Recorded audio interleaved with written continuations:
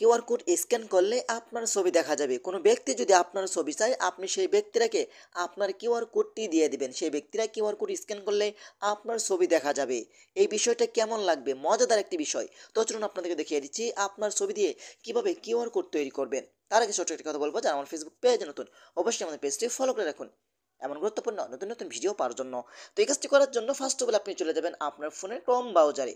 ওকে, তো আমি চলে আসলাম আমার ফোনে ক্রোম ব্রাউজারে। এখানে আপনি টাইপ করে লিখবেন মে কিউআর কোড। ওকে, মে কিউআর কোড লিখে আপনি সার্চ করে দিবেন।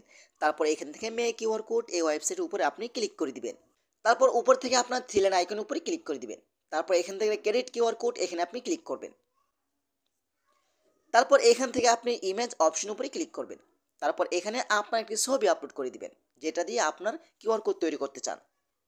এখন দেখেন আমার কিউআর কোডটি স্ক্যান করলে আমার এই ছবিটা দেখা যাবে। ওকে, তারপর নিচে আসবেন, আসার পরে এখানে আপনার নাম দিয়ে দিবেন।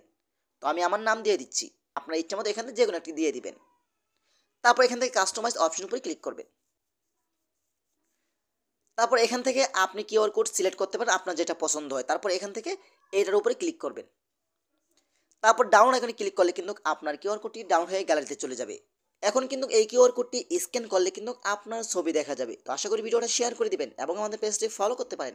ধন্যবাদ সবাইকে। আসসালামু আলাইকুম।